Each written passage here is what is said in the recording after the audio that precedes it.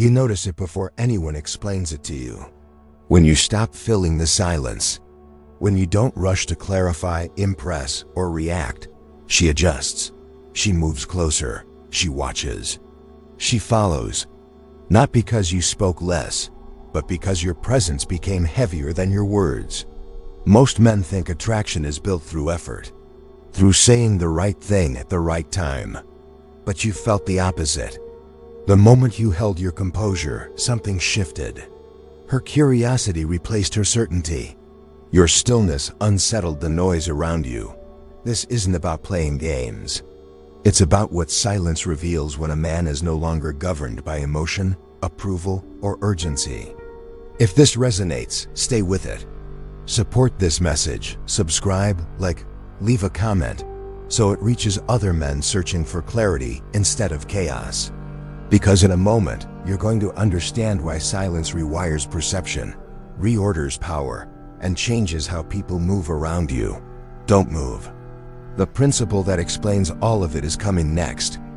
You were taught, directly or indirectly, that presence is proven through output, through words, reassurance, explanation, performance, and for a long time you played that role without questioning it, because effort felt virtuous and expression felt honest. Yet something subtle kept betraying you in moments that mattered, a quiet pattern you could not ignore once you saw it. Every time you leaned forward emotionally, the ground beneath you softened. Every time you explained yourself too clearly, the tension dissolved. Every time you tried to be understood immediately, something intangible withdrew, not dramatically, not with conflict, but with a cooling that felt almost polite, almost invisible, and yet unmistakable if you were paying attention. What you eventually realized, though no one ever said it out loud, is that attraction does not move toward noise.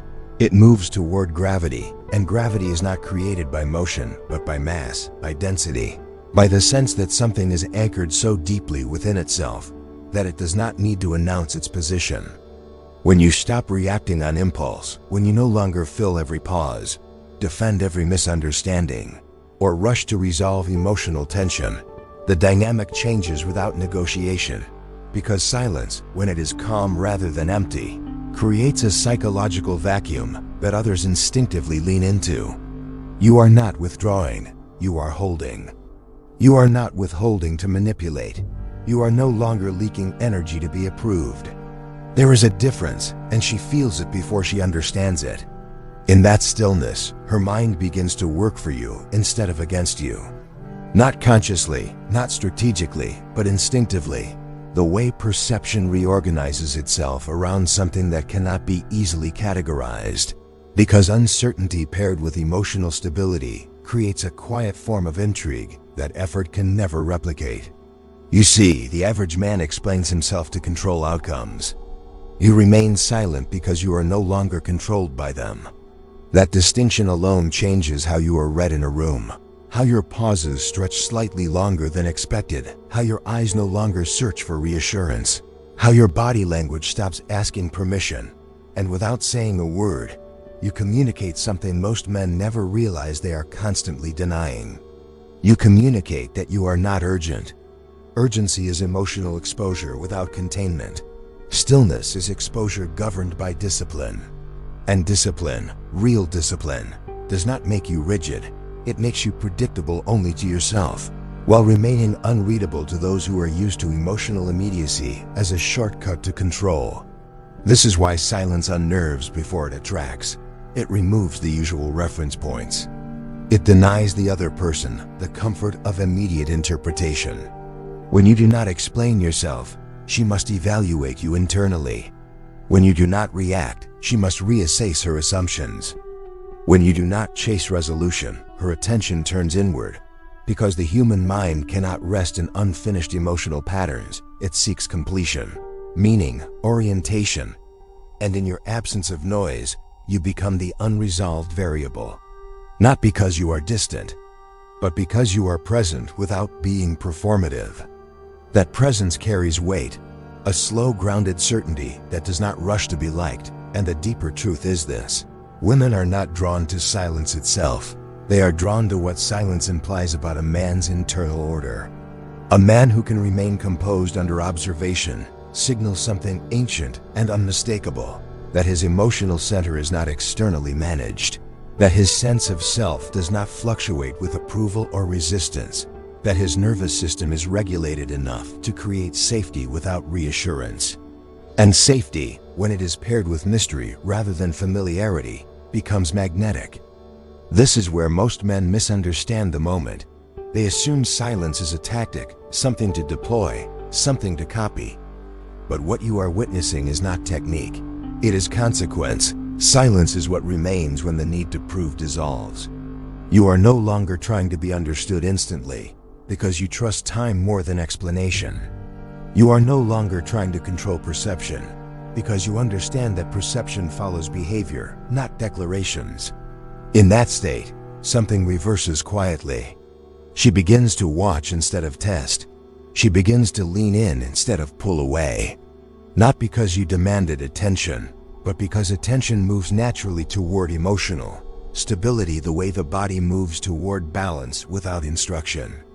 And if you stay with this, if you resist the urge to rush past the discomfort of silence, you will begin to see a pattern repeat itself across contexts, across personalities, across moments where you once felt the impulse to explain and now feel only composure.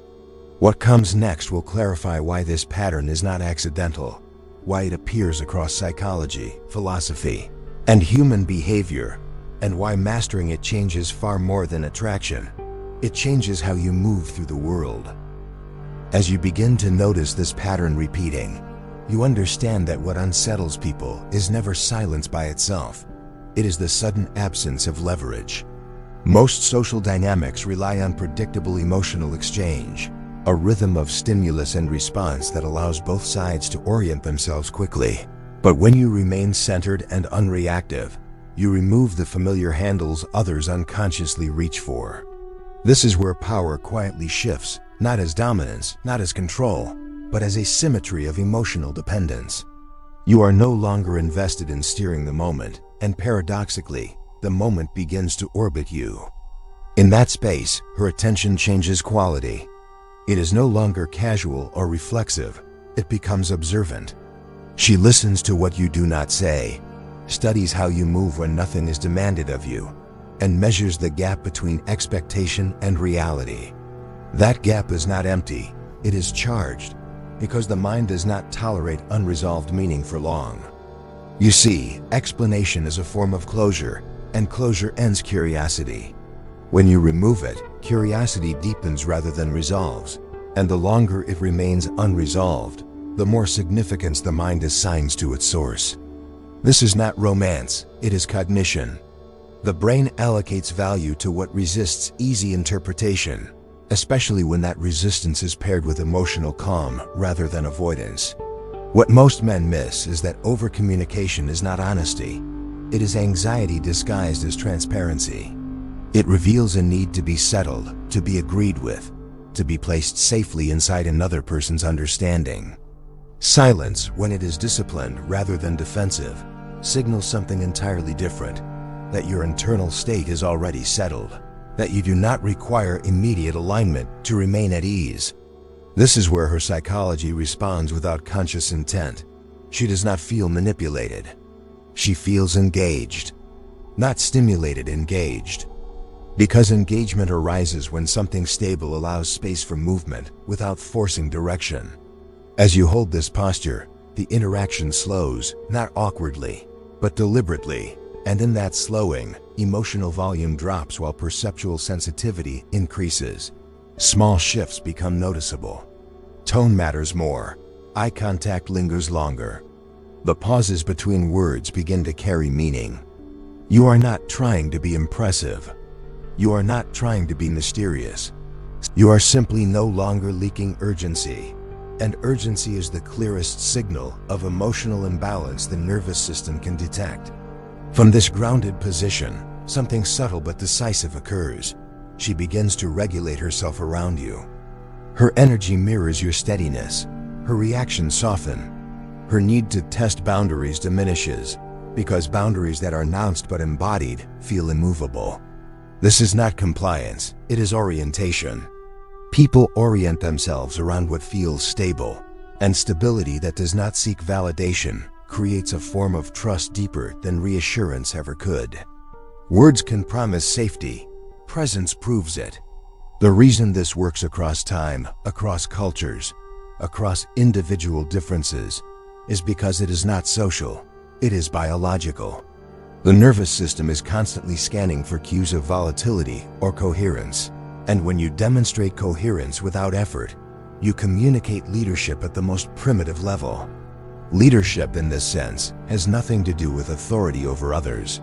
It is the ability to remain internally ordered when uncertainty enters the room. Most men collapse inward at that moment. You remain still, not frozen, not detached, but self-contained. That self-containment is what draws attention without asking for it. It is what makes silence feel full rather than empty, deliberate rather than withdrawn. And once this is felt, it cannot be unfelt. This is why, when you speak less, you are heard more. Why, when you explain less, you are considered more seriously. Why, when you stop chasing clarity, clarity comes to you. None of this is accidental, and none of it is exclusive to attraction.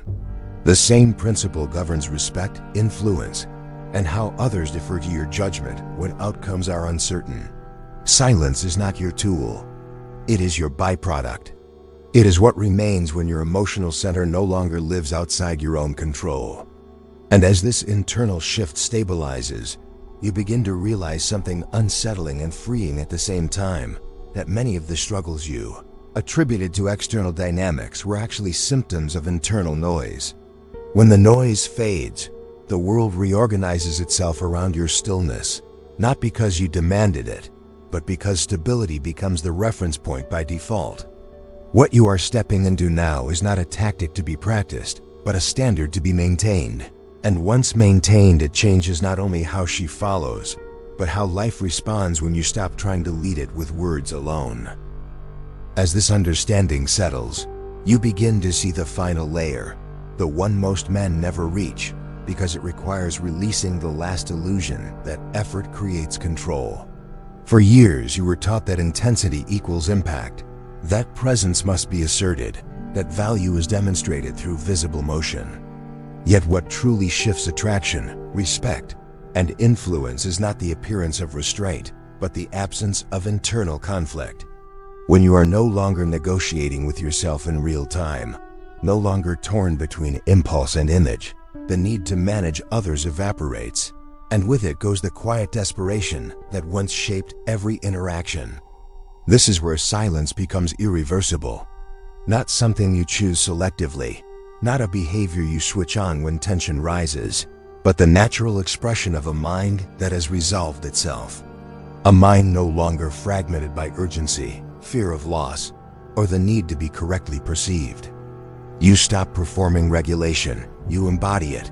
An embodiment cannot be faked for long, because it is felt before it is understood, sensed before it is analyzed. At this level, her response is no longer the focal point. It fades into the background as a consequence rather than a goal.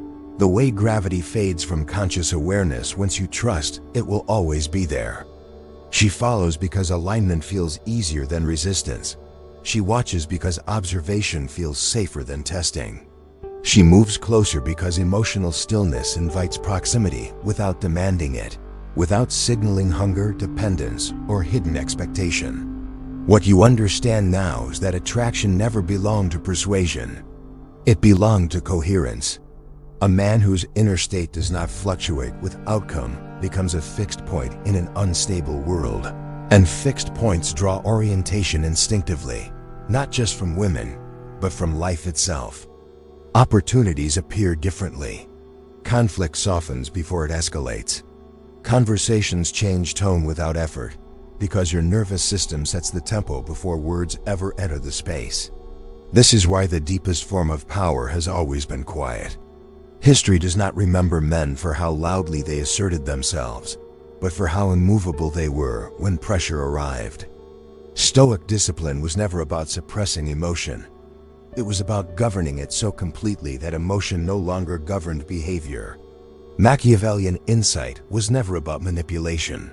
It was about understanding how perception reorganizes itself around those who do not seek it, who do not chase visibility to feel real. When these truths converge, you no longer ask how to act. You simply remain. And remaining fully, calmly, without explanation, becomes the rarest signal in a culture addicted to immediacy, oversharing, and emotional noise. You do not announce your boundaries. You do not narrate your intentions. You do not chase resolution to relieve discomfort. You allow time, silence, and consistency to speak in your place. And what speaks is not mystery, but certainty, not distance, but depth. People feel it in the way you listen without leaning forward, in the way you pause without apology, in the way your presence does not collapse under scrutiny. At this point, the transformation is no longer theoretical. You notice it in small moments before you recognize it as a pattern. Fewer explanations are required. Fewer emotional transactions are demanded. Others begin to meet you where you stand instead of pulling you toward where they want you to be. This is not dominance, it is gravity. The need to be understood gives way to the confidence of being steady. The urge to react dissolves into discernment. The impulse to chase fades into choice, and choice restores your sense of authorship over your own life. You stop asking what will happen if you remain silent, because experience has already answered that question for you. And this is the final truth, the one that reframes everything you thought attraction was about. People do not follow silence because it is quiet. They follow it because it reveals a man who has mastered himself. And self-mastery is the one force that never needs to announce its presence. Carry this forward, and you will notice how rarely you need to speak, and how often the world adjusts before you do, meeting your stillness with its own unspoken respect.